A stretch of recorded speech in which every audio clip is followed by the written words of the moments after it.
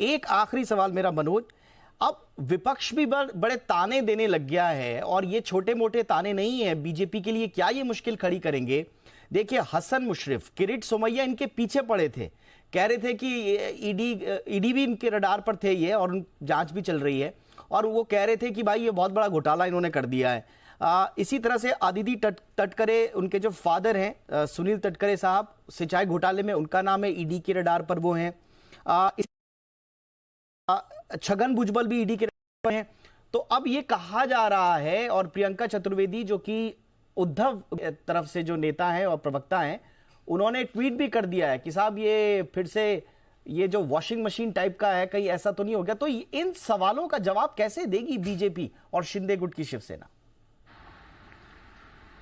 देखिए, ये सवालों का जवाब बीजेपी के पास तो रहेगा ही, क्योंकि ये हमारे साथ आए, लेकिन जो इन्वेस्टिगेशन एजेंसी है वो तो इन्वेस्टिगेट करेंगे ही। जब कुछ मामला आएगा, उनके ऊपर मामला दर्ज होने के बाद या फिर सज़ा होती है तो वो बाद में का सवाल है। लेकिन अभी जो राजनीति करना है बीजेपी को, वो राजनीति है नंबर ऑफ मेंबर्स की, और वो नंबर ऑफ मेंबर्स जो है, और ख़ासकर 2024 जो है लोकसभा इलेक्शन, उसको टारगेट करके ये सब जो राजनीति है वो बीजेपी कर रही है, ऐसा इसमें से सामने आता है। क्योंकि बारामती लोकसभा पे ज़्यादा ध्यान देना जरूरी है, और जब महाविकास आघाड़ी एक साथ लड़ती है तो उसमें कहीं ना कहीं बीजेपी और शिवसेना जो शिंदे गुट है, उनको कहीं ना कहीं तो भी जो सीटें पहले आई थी 340 जो सीटें लोकसभा की आई थी, उसमें कुछ कम हो सकता है। और ये 2024 का जो लोकसभा इलेक्शन है वो देखते हुए ही जो फडणवीस हो या चाहे केंद्र की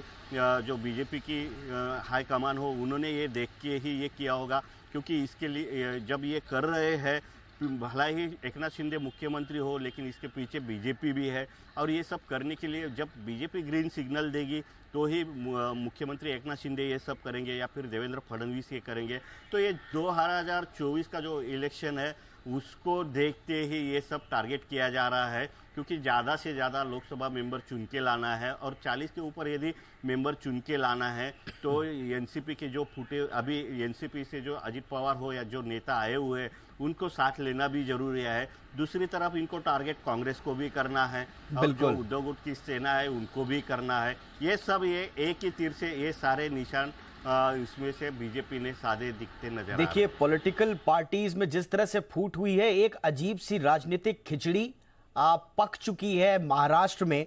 अब ये खिचड़ी किसी के लिए तो स्वाद लेकर आई है, लेकिन किसी के मुंह पर कड़वाहट भी लेकर आई है। देखना होगा कि आगे अब क्या होता है महाराष्ट्र की राजनीति में। और सबसे बड़ा सवाल यही कि शरद पवार साहब क्या कह रहे हैं। अभी कुछ देर पहले जब प्रेस कॉन्फ्रेंस की उन्होंने, तो कहा कि मेरे को इसके बारे में ज्यादा जानकारी नहीं है, लेकिन क्या वो स्टैंड लेते हैं? क्या ये एनसीपी में ऑफिशियल फूट मानी जाएगी? क्या दो फाड़ हो गए हैं एनसीपी में?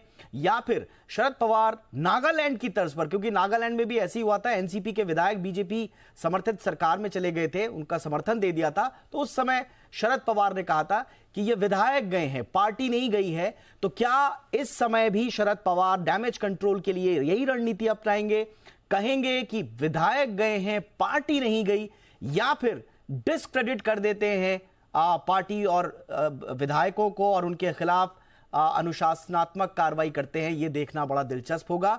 जो भी कदम शरद पवार उठाएंगे वो न सिर्फ महाराष्ट्र की राजनीति बल्कि देश की राजनीति में एक बड़ा रिफ्लेक्शन लेकर आएगी, रिएक्शंस लेकर आएगी। बहुत बहुत शुक्रिया।